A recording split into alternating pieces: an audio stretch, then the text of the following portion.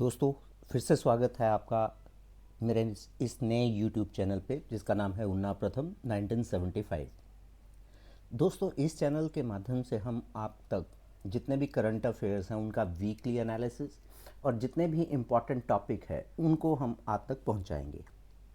ठीक है। और मुझे ये उम्मीद है कि ये जितने भी एक टॉपिक होंगे या वीकली न्यूज़ एनालिसिस होगा वो आपके काफ़ी काम आएगा आने वाले एग्ज़ाम में। जितने भी हम टॉपिक डिस्कस करेंगे वीकली एनालिसिस में उसको मैं एक क्वेश्चन आंसर फॉर्म में लेके आऊँगा, क्वेश्चन और ऑप्शंस की शेप में। ठीक है, जिससे आपको एक बेहतरीन आइडिया होगा कि किस तरह से क्वेश्चन आ सकते हैं। चलिए शुरू करते हैं आज का वीडियो। दोस्तों, पहला क्वेश्चन है the gas release during the Bhopal gas tragedy on 3 दिसंबर 1984। तो दोस्तों, पहला तो क्वेश्चन यहीं से आता है कि जो भोपाल गैस ट्रेजेडी है ये किस दिन हुई थी और कौन से वर्ष में हुई थी। तो ये हुई थी 3 दिसंबर 1984। ठीक है। और इसमें जो गैस रिलीज़ हुई थी वो उस गैस का नाम है मिथाइल आइसोसाइनेट। Methyl isocyanate. ठीक है, इसको मैं हाईलाइट कर रहा हूँ, मिथाइल आइसोसाइनेट। ठीक है। ये जो कंपनी है जिसको आप देख पा रहे हैं, कंपनी का जो नाम था वो यूनियन कार्बाइड इंडिया लिमिटेड था। ये बेसिकली फर्टिलाइज़र बनाने वाली एक कंपनी थी जिसमें ये मिथाइल आइसोसाइनेट गैस जो है वो लीक हो गई थी। और नेशनल हेल्थ सर्वे के अनुसार मोर देन 25,000 लोग, 25,000 से ज़्यादा लोग इस घटना में मारे गए थे और thousands and thousands they got seriously affected. ठीक है, बहुत सारे लोग इसमें प्रभावित हुए थे। क्लियर है? आगे बढ़ते हैं।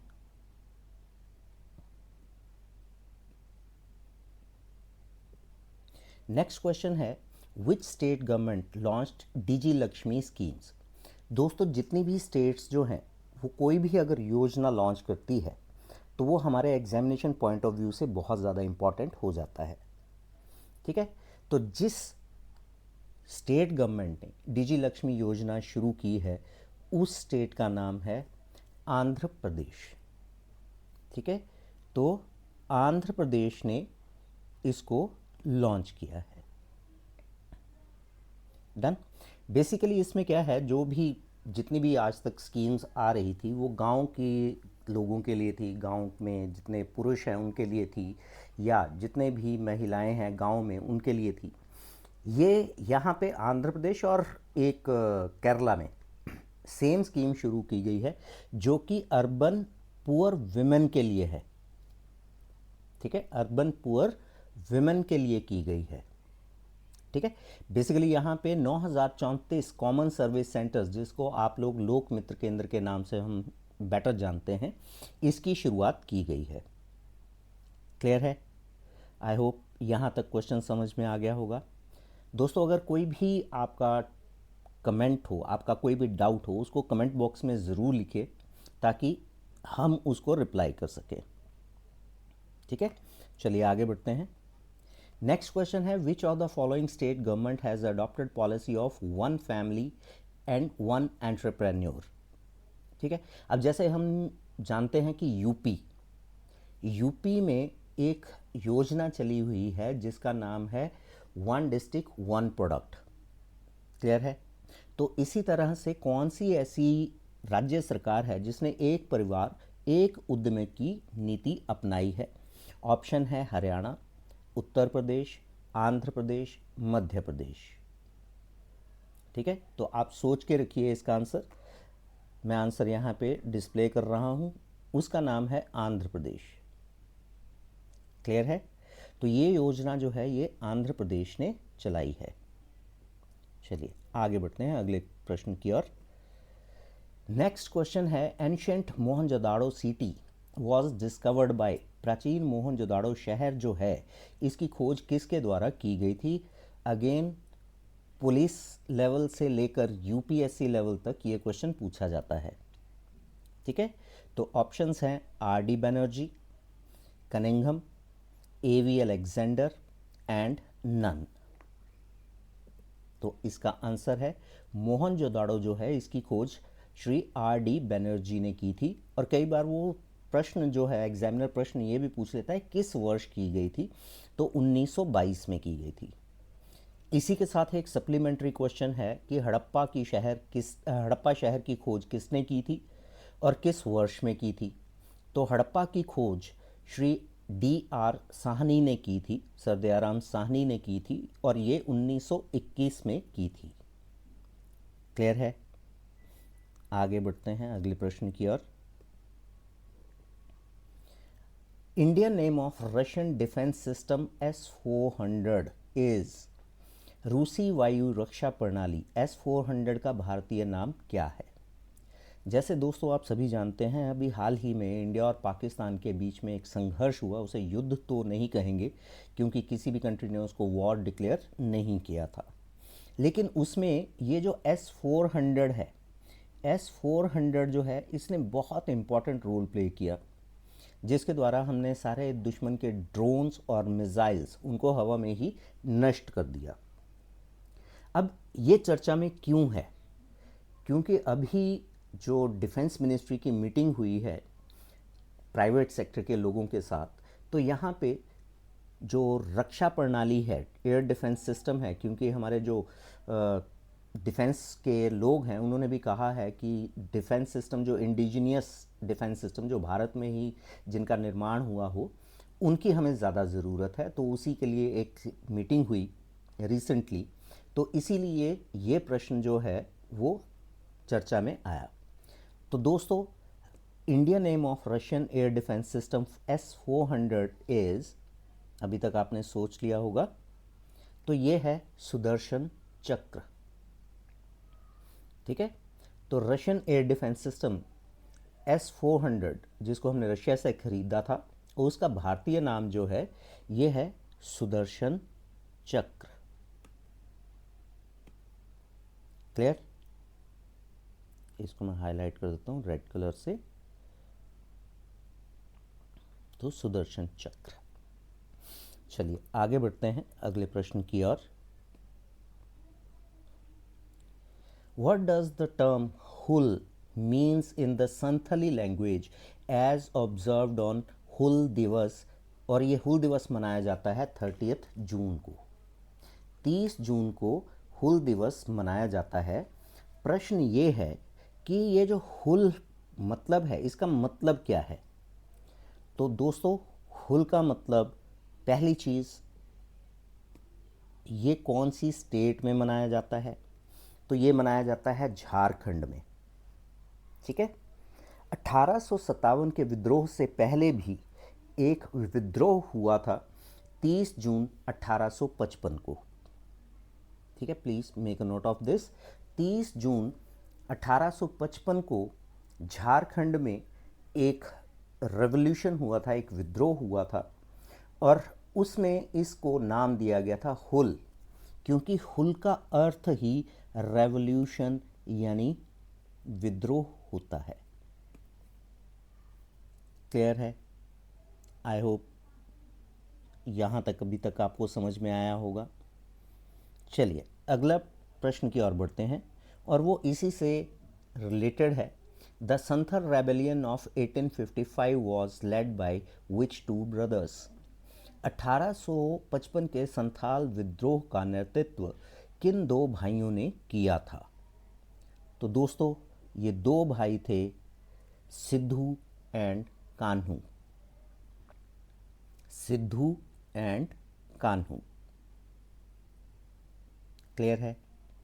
तो 1857 से पहले भी एक विद्रोह हुआ था 1855 में। ठीक है, जिसे संथाल रेबेलियन, संथाल विद्रोह कहा जाता है, और इस विद्रोह को लीड किया था सिद्धू और कान्हू नामक दो भाइयों ने। क्लियर? यहाँ से आगे बढ़ते हैं अगले प्रश्न की ओर। नेक्स्ट 8वां प्रश्न है, at which place does Jagannath Yatra traditionally stops associated with a Muslim devotee?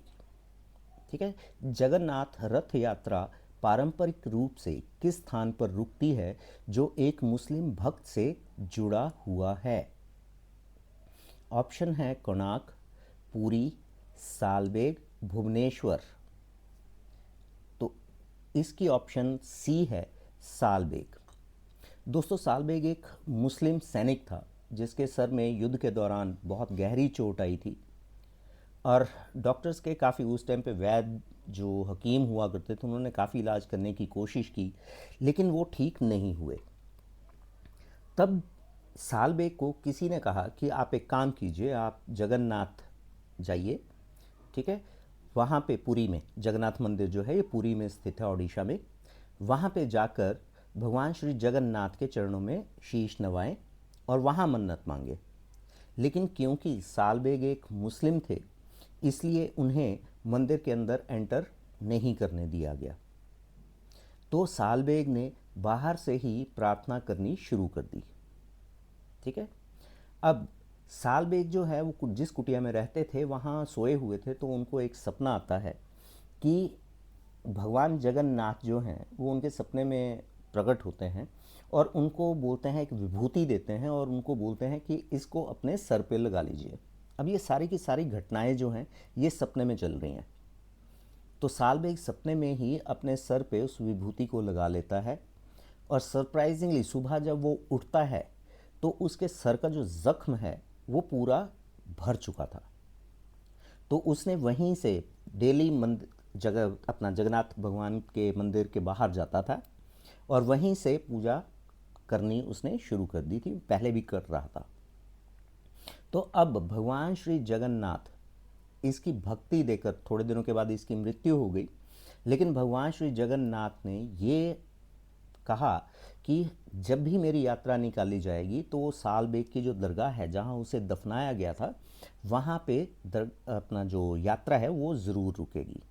तो इसी पर ये अपना प्रश्न बनता है, जगन्नाथ रथ यात्रा पारंपरिक रूप से किस स्थान पर रुकती है जो एक मुस्लिम भक्त से जुड़ा हुआ है। तो अब आपको पूरी कहानी का भी पता चल गया। जगह अपना मुस्लिम जो भक्त है उसका नाम सालबेग, ठीक है। यहाँ से हम अगले प्रश्न की ओर बढ़ेंगे। अगला प्रश्न है, which national honour was conferred upon prime minister on 2 July 2025 by Ghana. जैसा कि आप सभी जानते हैं, हमारे प्रधानमंत्री श्री नरेंद्र मोदी जो हैं वो 5 देशों की यात्रा पे गए हुए थे।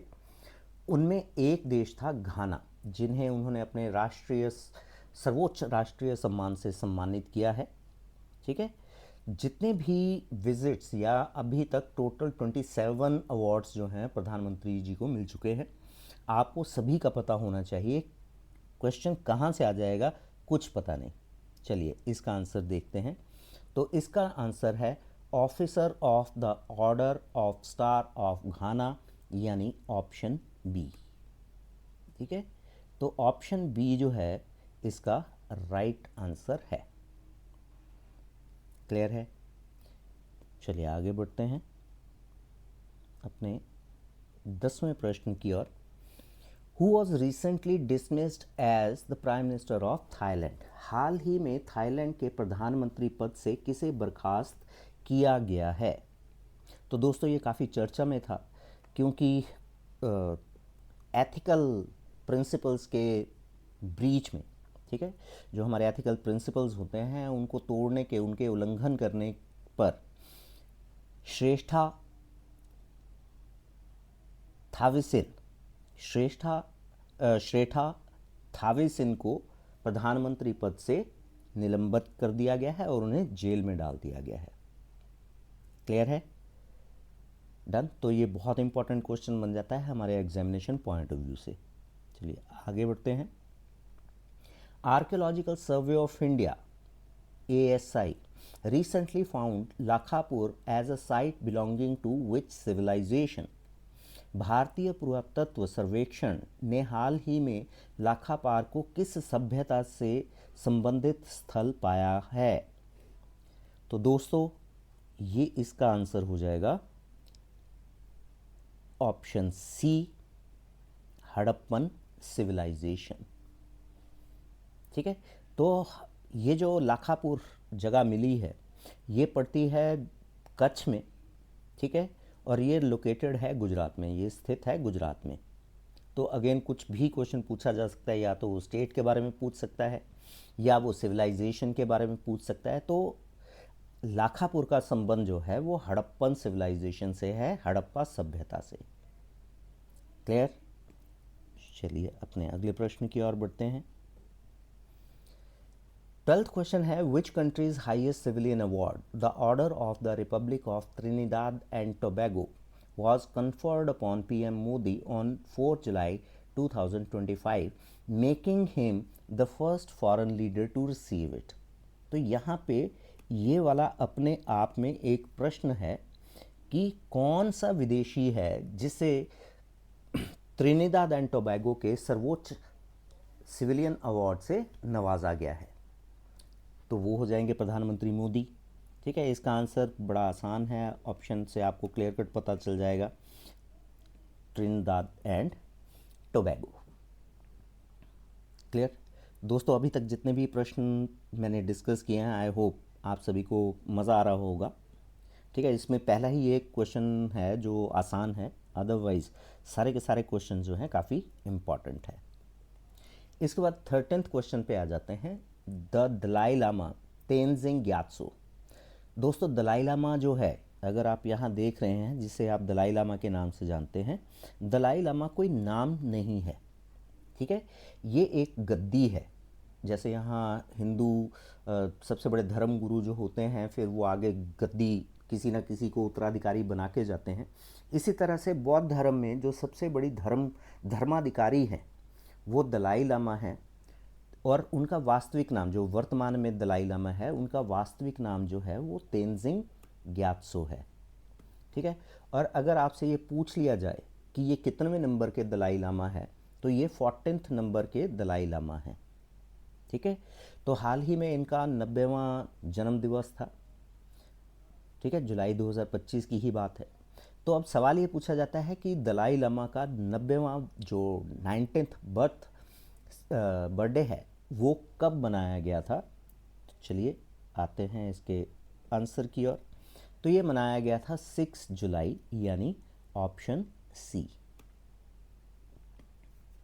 ठीक है दोस्तों सप्लीमेंट्री इन्फॉर्मेशन ये है दलाई लामा जी के बारे में।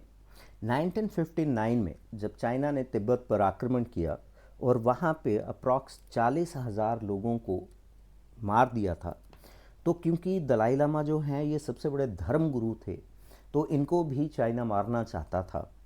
तो यहाँ पे दलाई लामा ने उस टाइम के जो तत्कालीन हमारे प्रधानमंत्री पंडित जवाहरलाल नेहरू थे, उनसे राजनीतिक शरण मांगी, और इसीलिए 1959 में दलाई लामा जो हैं उनको मैक्लोडगंज यानी धर्मशाला में रहने के लिए जगह प्रदान की गई थी।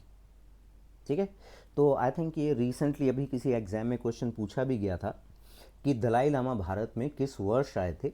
तो दोस्तों 1959 में। ठीक है, तो सबसे पहले ये तवांग में आया, अरुणाचल प्रदेश, और फिर वहाँ से ये मैक्लोडगंज यानी धर्मशाला। क्लियर?